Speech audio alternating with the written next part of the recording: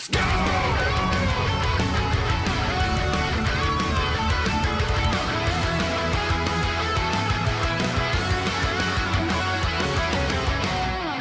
The best thing that could potentially come out of this is a Guilty Gear announcement, which is most likely going to happen, and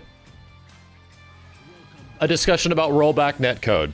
I think that's probably what I want more than anything, is SNK and Bandai Namco to start talking about rollback netcode. Oh my god, man. Bandai Namco has way too many games that I don't even give a shit about that could so very much benefit from that shit. Hope there's a little bit of progress that comes from this discussion. I hope so. Whoa! To do something else, I just said, hey, Harada, why don't you reach out to these guys? Because he has connections to all of them. Yeah. Damn, this is crazy. So yeah, it was a lot of work to get everyone on the same stream. But this is actually pretty amazing. You know, bright news and whatever for everyone to look forward to. Most of these dudes are drinking buddies, right? But to have them all officially come together like this is pretty dope. It was pretty cool that they got Giuna and Mike and crew to set this up. Because I know Giuna's been working with Arika a bit on Fighting EX Layer, which is awesome. I'm not SNK, chat. Shut up. To you guys that don't know, chat, this dude made Street Fighter 2. That's for Arika now. Yes, I'd like to be here to announce that Rock Howard will be in everything from this point forward. That's what I would like to announce. Rock Howard's in anything. Anything we're making, Rock's in it. Don't worry. As an SNK representative, Rock Howard has made it. 9 a.m. I was up at, what, 6:30? I think a lot of these guys... Okay, maybe that'll work. Yeah, I got fired. They let me go. They didn't like the Rock Howard announcement. Apparently that's not what's happening. Isn't it wonderful to actually see the people making the games from Capcom? Isn't it wonderful? Isn't it wonderful to see the people that are actually working on the Capcom games, talking about the games they're working on? I love it. I have been extremely lucky to have conversation with these guys in real life, with Daisuke, with Nishitani, with Nakayama. The good news is that they did a lot with Harada and a lot with Okubo. I am insanely lucky that I've actually been able to talk with these guys about their games and stuff, like very personally, and they were like super receptive every single time. And people maybe don't get the gravity of the situation, you know, like Western devs, maybe they can just decide themselves, hey dude, let's do a stream, but that's not how it's done in Japan. To get all these companies on board and to have them allow it, this is, you know, really something special. What they're saying right now is really important. Yeah, this is not. And then Yasuda, he's going to be. This is not normal. You gotta understand the way Japanese business works, chat. This is not normal for all these companies to come together, and I gotta give it to Harada and Mike Murray and at least Bandai Namco Entertainment for setting it up. Get on Twitter, and when this is over, people are gonna go crazy. Shut up, Giuda, you're hyping it up, you asshole. Come on. I got spoiled yesterday. Shit. Said they took some of the questions from English as well. Yep. Yeah. Thank you. It's not just Japanese Where questions. the majority of the market is. Questions involved in here. I appreciate that. Nice that they took questions from where most of their money's coming from. That's nice. They picked some really fair questions this time, so we'll see. Interesting. They actually picked some, maybe some controversial questions. Some big ones that people really want that might not get touched on this one, but hopefully, again, if you guys can keep the, you know, the reception, say I like this kind of content, please bring us more. They can do it again. You've been involved with picking some characters. Yeah, and we've kind of, Harada and I have been pretty vocal about that. Comes up on Comic-Con panels, etc. Polls are important. The reason they ask you for like, what are your favorite characters? That shit really. Harada's gonna. I feel like Harada's they use that stuff directly sometimes. He's like the martial art, and also, you know, the nationality of the character. Yeah. I know Harada's talked about that a lot, right? Oh, so country representation is actually important too. That's interesting. Is liked in that country, but also does justice, right? I know with Shaheen, he talked a lot about it. And like us as well, he was talking about trying to not have as many characters in the same vein to have a lot of variety there. The latest characters in Street Fighter V are definitely echoing what they're saying right now. Ideas, new mechanics. Lots of gameplay variety. Characters are super weird. Seth isn't the same at all. Gil is really unique. I hope that continues because most of the fucking characters played the same at the beginning of Street Fighter V. And Rad also explaining, as we often say for our title, we take user opinions, but we also take the background data, usage, etc. Yeah, like nowadays with fighting games online, you can literally see how many people are playing what characters. I wonder if we're going to hear from the other. You can just track when your matches are. How many people are using Ryu? How many people are using Baiken? How many people are using these characters? So they're also talking. He mentioned like how strong they are too, right? So he's like, some characters. Yeah, you also have to equate the tier list issue. Yeah, people playing them because they're good. It doesn't mean they're popular, right? It's just more people are going to play that character because they have a very high win percentage there. So gathering like concrete data is very, very difficult is what they're saying. I'm going to answer this question from the chat. So who are the representatives from Marvel vs. Capcom at the chat? I'm going to tell you, chat, nobody. Usually people at Capcom USA would manage a Marvel vs. Capcom, which is why you're not seeing anyone from Capcom USA here. Yes is being really soft here, saying we should probably move on to the next topic, right? Yeah, that's Yasuda's job is to stop. Next question. It's tough though. I mean, Rollback netcode. Here we go. This is it. It can't just be. Okay, I'll take it. I'll take it. Crossplay. Oh, I will take it. That's probably the next best thing they could talk about. All right. So now they're talking about the technical difficulties of crossplay. Not that hard, maybe, because it's peer-to-peer. Yeah. It's not like fighting games are peer-to-peer. We're not server-based. It should be no problem. He was saying like each fighting game is different ways they connect online too. So he's saying everyone besides Capcom, but hold on. So he's saying it's not really a technical barrier. I'm kind of curious to see what he's going to say from here. He's talking about PS3 and Xbox One error. Yeah, before PlayStation didn't want to play nice with anyone. Presentation saying he wants to do crossplay and approach the first parties. Yeah. But now PlayStation's fine with it. Right. So that was the thing holding everyone back 3 or 4 years ago. What I'm hearing is that, crossplay has like the barriers and everything, but if you, like the free-to-play games are naturally going to have a much higher You need an infrastructure that supports both of it. You need Killer Instinct. You have to You need to do what KI did. So I think this one's more important. What he's talking about now is each platform has their own ID, the PSN ID, the XLive ID. Yeah, you need like a universal thing to take you through all the different versions. Your Windows login to your Xbox login is the same. That's why that works. Street Fighter has Capcom Fighting Network, which carries over between PlayStation and PC users. You have to create your own server. Power Rangers did the same shit. You have to create your own infrastructure platforms, and you kind of tie the XLive ID to that brings everyone together in one central place. And so, like the server infrastructure and the security protocols and stuff like that. The underlying message, like we can do it, we can do it, we can do it. It's the first party, it's the consoles, the platform companies here. They have the difficulties that kind of prevent this. So you're saying it's going to try to approach the first parties a bit more on this topic. Yeah, so earlier on when he gave that long speech where he basically was saying he already tried like the presentation, he went to everybody, everyone sounded like, yeah, let's do it, but nothing actually happened, and then There's it's a lot difficult. of details to actually figure out when you So he says he's going to keep going. Crossplay is still an important idea here for Harada.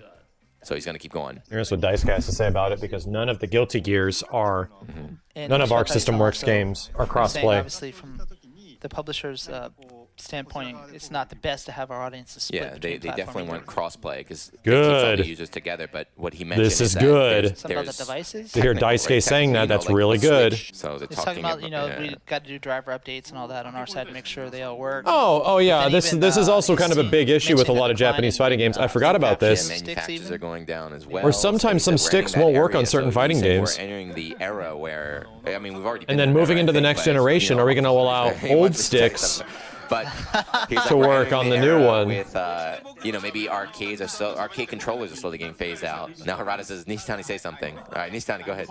He's like, yeah, I got this. Yeah, the big thing here, Chad, is that is your PS3 sticks going to work on PS5? Is your Xbox One stick going to work on Xbox Series X? Yeah. Like that's the conversation that they're sort of getting into right now. Most of the player base is shifting towards gamepads now, and they seem to be doing quite well. So this is kind of old news. Like even Marvel vs. Capcom 2 brought down 4 active buttons and assists because they knew it was going to be a console game. When you got to tournament, you see people were going to be playing it on controller. You might have that idea, but he said he feels like half people are on pads, and then Harada said more than half, right? Way more than half, dude. He likes actually complex inputs. He likes the difficult inputs.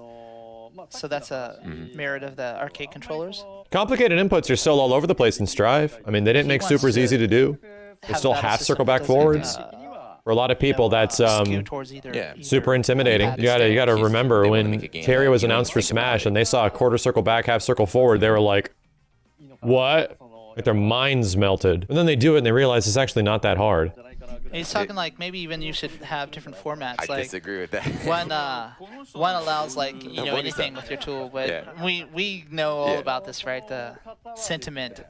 He was talking about, maybe it'd be cool to have different rules. Like you can even have like One is modded more arcade limited, sticks. right? Like you have modded arcade sticks. If you press this one button, like, it'll do like a very complex command. Like have a tournament just that allows that. Have a different tournament that doesn't. Oh no! Oh no! Literally just allowing macro. Like, he said he only plays on pad, right? Let's hope that's not a design thing that they're working around. I mean, I do understand you're designing your game around all skill levels. Usually when you're making a fighting game, you are not designing it for high level. That's very representative because what happens when every single time a fighting game comes out that's new, like a vanilla version of a fighting game, they're all broken. They're all insanely broken. So developers have to design the video game for everybody, not just people that are going to be playing it at the highest level. This is why, once again, I think it's better to design fighting games not specifically for esports, but to design them for fun. Feature user experience of fighting games. What does this mean, though? It's a hard question. Let's see. It's pretty open-ended, right? Let's hope this leads to less menus, more matchmaking. This is, again, less selection of options, and more let me fucking fight people instead of loading everything. Let's hope that's what it's about, because that's a big problem with Japanese fighting games overall. He's talking about online matchmaking. Yeah. Here we go. And if that experience isn't tight, then you'll lose your player base over time. So he believes everyone is trying their best to try to improve that aspect, especially. Yes, I like the Capcom guys nodding at this shit. I like Daisuke nodding at it. That's good. Based on their skill, whether that's a certain rank or whether it's a This is exactly what I'm talking about. So anyway, next question here. So this is a very hot topic, at least in the West right now. Yeah. But fighting games getting simplified and how to stop that or make it so that it's acceptable. Oh shit. Here we go. Let's hope we have a couple hours for this. Obviously, we all have to gain the new player base with each new installment. That's one of the things that the company expects of us producers, right? Yeah. So it's like when you make a new game, if you like whatever Dead or Alive 4, and then you're going to put out 5, it's like you need to get new people with 5, but then the people you have in 4, you need to keep them happy as well. So that's why there's always this kind of... And he's saying, like, this is exactly what we talk about. Everyone's like, sacrifice some of your older player base to get a bigger new player base. I've been literally saying this for years. He's saying that obviously we want to make it easy to understand is the main objective, right? Whether that means, though, cutting out game systems and things might not necessarily be one and the same, right? They're gonna find out, right? Right. So he says they're still trying to figure out. So that's what the new game Strive is gonna be. They're changing things. So he's gonna find out if maybe cutting buttons out, cutting execution out. Will this make it easier to understand the game, or is it some other things that are important here? You need a system that allows for player growth according to how much you practice, etc. But then it has to be kind of easy to understand for new players that come in.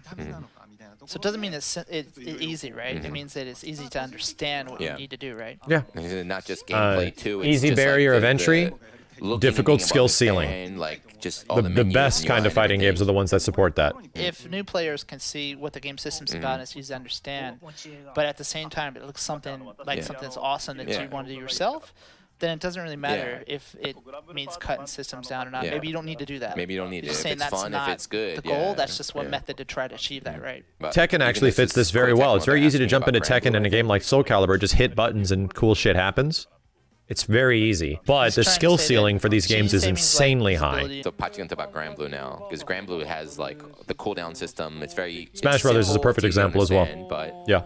Adds depth to it apparently. So he was thinking that, that's part of the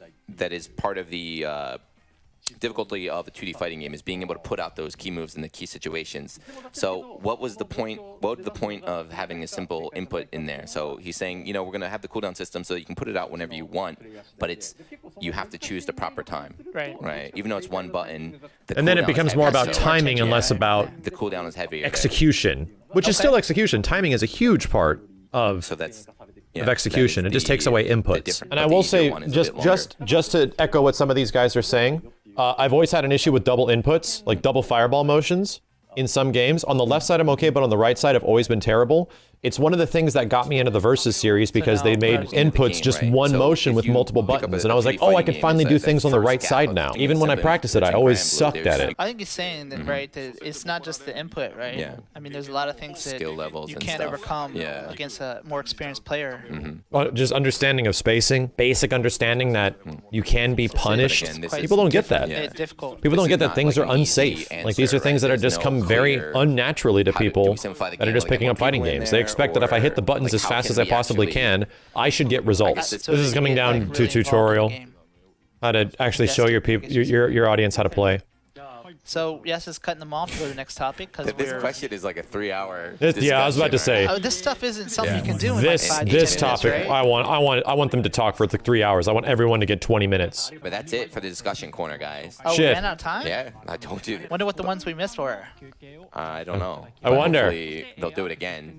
Wonder if it Hopefully rhymes talk with more too, right? bull It's like 8 rack. minutes. Yeah, they didn't get time to talk about netcode. They did talk about a few things that I am excited about. What we have to do, August 8th, so chat, next is we have to let Saturday. Harada, and if anyone knows where Yasuda can be contacted, we got to let those guys know that this stuff, these discussions So are Daisuke's extremely leaving as well, but he's welcome saying, and appreciated. make sure We got to let Mike and Harada know on Twitter that this stuff is extremely appreciated, to have these discussions. In fact, it's what we've wanted, just to hear from the devs of some of these Japanese fighting games, because we never really get to hear from them. It's actually extremely refreshing to hear the devs of the games that we very infrequently get to hear from all communicate with each other about their ideologies and what they want to do regarding these games, because for us it's important, you know? For us it's like everything. Well, that was good. I mean, I do wish that they talked about rollback. I'm not surprised that they didn't. They probably did have an opportunity to do so. I can only hope that some of this stuff does get discussed more, because there was a few things in there that I thought was very important to discuss, you know?